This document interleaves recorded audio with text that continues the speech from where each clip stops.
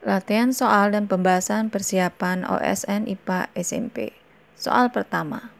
Setrika listrik dengan daya 400 watt bekerja pada tegangan 250 volt.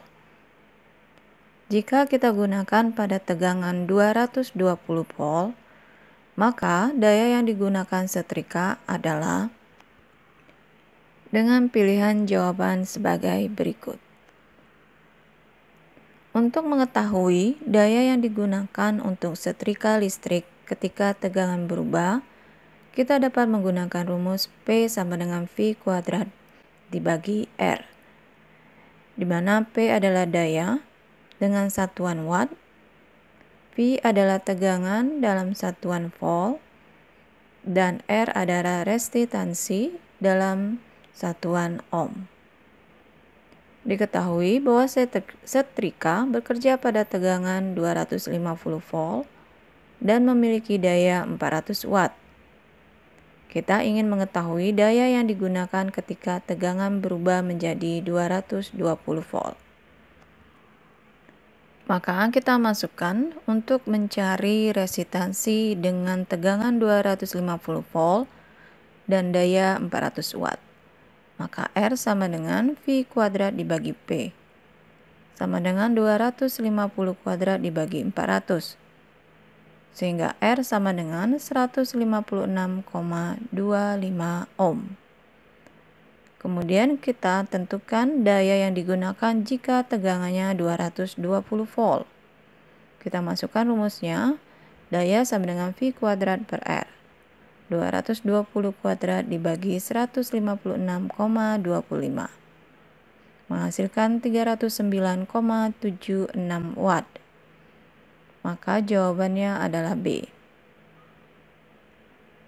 Soal kedua, antar ujung-ujung loop kawat logam akan terukur tegangan listrik jika diletakkan di tempat yang mempunyai medan magnet dengan kuat medan magnet, dengan pilihan jawaban sebagai berikut. Tegangan listrik akan terinduksi di ujung-ujung loop kawat logam saat loop tersebut bergerak atau berubah orientasinya dalam medan magnet. Hal ini mengikuti hukum Faraday induksi elektromagnetik. Pilihan yang paling sesuai adalah B, berubah terhadap waktu. Karena tegangan listrik yang terinduksi tergantung pada perubahan flux magnetik yang melintasi loop kawat, yang dapat terjadi jika kuat medan magnet berubah atau jika loop kawat itu sendiri bergerak atau berubah orientasinya dalam medan magnet. Soal ketiga, dalam larutan elektrolit yang berperan sebagai pembawa muatan listrik adalah dengan pilihan jawaban sebagai berikut. Dalam larutan elektrolit yang berperan sebagai pembawa muatan listrik adalah ion positif dan ion negatif. Oleh karena itu, jawaban yang benar adalah D, ion positif dan ion negatif. Ion positif membawa muatan positif, sementara ion negatif membawa muatan negatif. Kedua jenis ion ini dapat bergerak bebas dalam larutan elektrolit dan memungkinkan aliran listrik melalui larutan tersebut. Soal keempat, partikel bermassa dan bermuatan listrik yang bergerak sangat dekat dengan permukaan bumi mengalami dengan pilihan jawaban sebagai berikut. Partikel yang bermassa dan bermuatan listrik yang bergerak sangat dekat dengan permukaan bumi akan mengalami gaya gravitasi dan gaya listrik.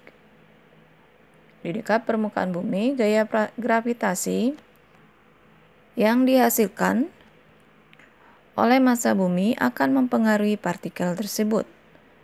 Selain itu, jika partikel tersebut bermuatan listrik, maka akan terdapat gaya listrik yang bertindak antara partikel tersebut dengan benda-benda lain yang bermuatan listrik dalam sekitarnya. Sehingga jawaban yang paling tepat adalah C, gaya gravitasi dan gaya listrik. Soal kelima, sebuah benda menjadi bermuatan listrik dengan cara digosok. Benda tersebut akan bermuatan positif apabila bahan benda dan bahan penggosoknya memenuhi sifat berikut. Dengan pilihan jawaban sebagai berikut. Benda yang digosok dengan benda lain dapat menghasilkan muatan listrik karena adanya perpindahan elektron antara atom-atom penyusunnya. Elektron positif dan elektron negatif. Elektron positif, benda yang cenderung melepaskan elektron saat digosok. Elektron negatif, benda yang cenderung menangkap elektron saat digosok. Contoh kasus, ketika batang kaca digosok dengan kain wol. Elektron dari kaca berpindah ke kain wol, sehingga kaca menjadi bermuatan positif. Elektron berkurang, dan kain wol menjadi bermuatan negatif. Elektron bertambah. Contoh yang lainnya, ketika ebonit digosok dengan kain wol. Ebonit menjadi bermuatan negatif, dan kain wol menjadi bermuatan positif. Maka benda bermuatan listrik sangat dipengaruhi oleh muatan listrik atom-atom penyusunnya. Muatan yang berbeda, positif dan negatif, akan tarik-menarik.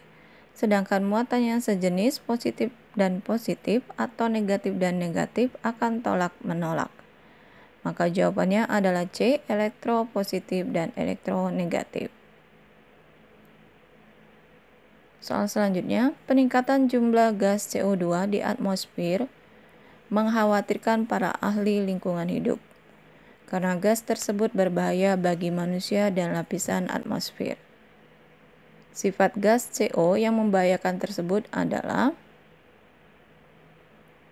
gas karbon monoksida atau CO adalah senyawa yang memiliki sifat yang sangat berbahaya bagi manusia dan lingkungan. Sifat gas CO atau karbon monoksida tidak berwarna, sulit untuk dideteksi karena tidak memiliki warna, tidak berbau, tidak mengeluarkan aroma sehingga sulit disadari, tidak berasa sehingga sulit untuk merasakannya. Bahayanya adalah berikatan dengan hemoglobin. Gas CO memiliki afinitas yang lebih tinggi daripada oksigen untuk berikat dengan hemoglobin dalam darah manusia, mengurangi kapasitas darah untuk membawa oksigen ke jaringan tubuh. Kerusakan kesehatan. Paparan gas CO dapat menyebabkan berbagai masalah kesehatan, termasuk karbosik hemoglobin. Naiknya kadar COHB dalam darah dapat menyebabkan sakit kepala, pusing, sesak napas, mata berair, dan tekanan darah tinggi.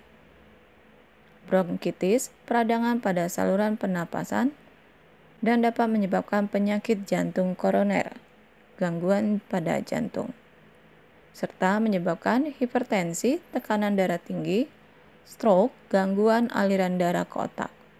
Delay encephalopathy after acute carbon monoxide poisoning atau DACMP, kerusakan otak akibat keracunan karbon monoksida.